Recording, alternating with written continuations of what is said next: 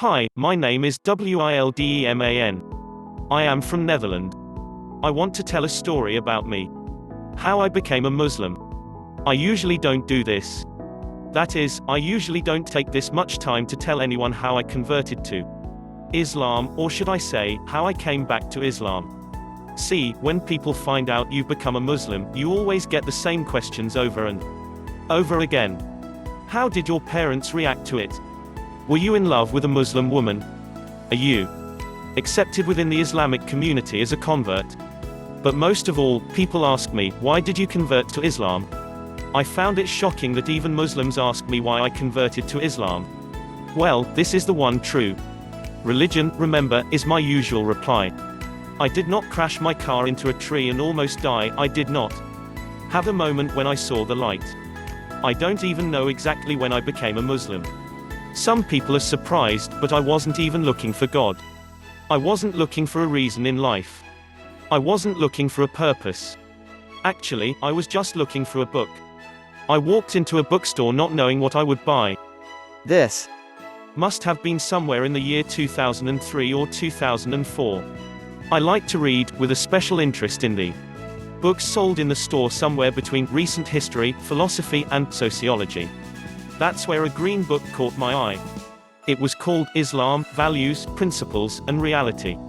I held it in my hand, looked at it, and realized I knew quite a few Muslims but had no idea at all what they believed in. Meanwhile, Islam is all over the news and seems to influence both internal and foreign affairs. I decided to buy the book and see what this religion is all about. I walked to the counter and bought the book, totally unaware of the 4.5-year journey I had just embarked on, which would lead straight up to my Shahada, testimony of faith. Before I started to read about Islam, I already had some negative associations related to this religion in mind. For example, I was wondering how a practicing Muslim could ever think he is a good pious a person while at the same time he's oppressing his own wife.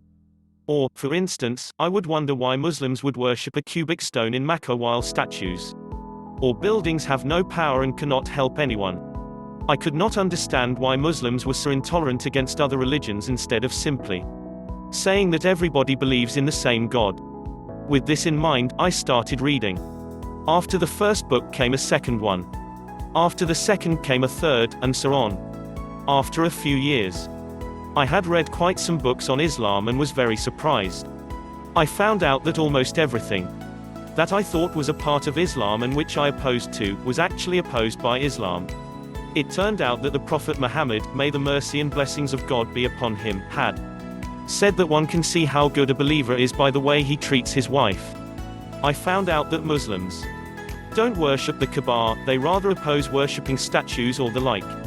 I found that the Islamic civilization in all of its history, except maybe the most recent ages, was the best example of religious tolerance on the face of the planet. I did not have to be convinced of most of the things Islam tells us to do or how to behave, since I found a lot of basic rules I already agreed upon before learning about Islam. I read my own opinion on a lot of subjects, but the books kept on saying, this is Islam. Not much dawah was done in my surroundings back then. Well, not proactive anyway. The help I got was what I asked for when talking to people around me. This doesn't say everything about how dawah is organized in the Netherlands, I just didn't have the people around me who were very much into this. So when Ramadan came and I decided to give it a try, no book can tell you how it truly feels. I went to my Muslim co-workers and told them I would fast with them. I bought the Quran and found the 30-day schedule on the internet.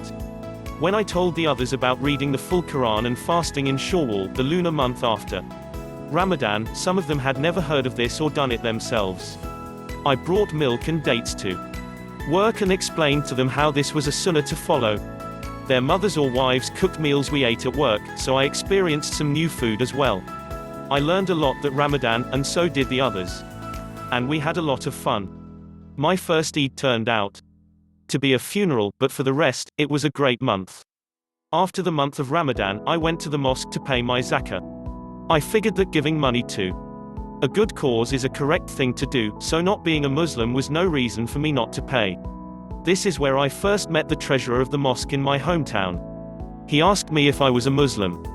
"No sir, I am not a Muslim," was my reply, but I did fast the month of Ramadan. He told me to take it easy, take my time, and never rush into things. As months passed, I kept reading books about Islam. Most of the books I read were from non-Muslims, like Karen Armstrong. I also took some time to read what people said that was negative towards Islam. I read about religiously motivated terrorism, about clashes between civilizations, and so on. However, I found that for every question I could raise, Islam had a convincing answer. This did not always mean that the Muslims I spoke with had a convincing the answer, but most of the information I gathered on Islam came from these books. At the end of the next Ramadan, I went back to the mosque to pay my zakah. I met the treasurer again and he recognized me. He asked me, again, if I was a Muslim. "No sir, I am not a Muslim," was my reply, "but you told me to take it easy, right?" He calmly shook his head and said, "Yes, take it easy, but don't take it too easy." I now started my last year as a non-Muslim. I had already stopped drinking alcohol. I stopped smoking cigarettes. I tried to stimulate myself and others to do good, tried to prevent myself and they're from doing wrong. I went to Turkey on holiday and had a look inside some of the greater mosques. With every step I took, with every day that went by, I could feel the presence of God in my life grow. I went into nature and for the first time, I could see what was in front of me were signs of the Creator. I tried to pray sometimes, something I had never done by myself, which obviously didn't look much like the way I pray today. I kept reading and reading, but now also started to get information on Islam from the internet.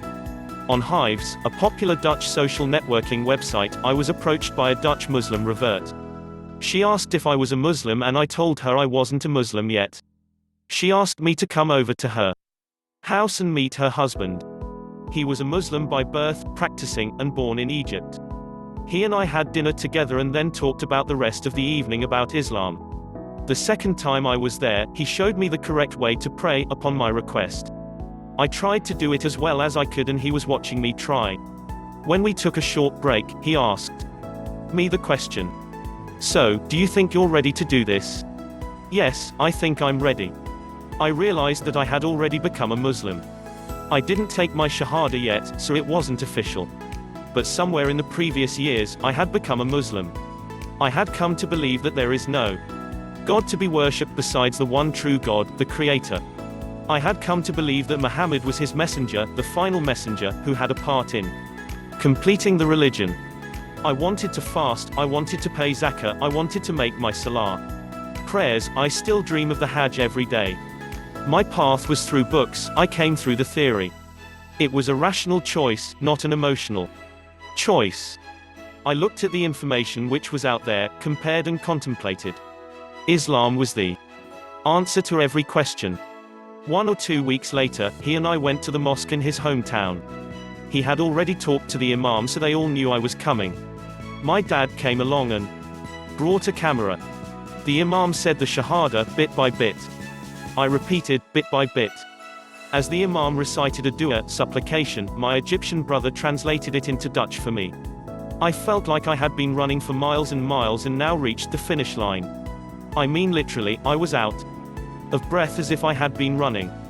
I slowly got back my breath, I felt calm and happy. Suddenly I realized, finally, I had become Nourdeen. I went to the mosque in my hometown. As I entered the building, I met the treasurer.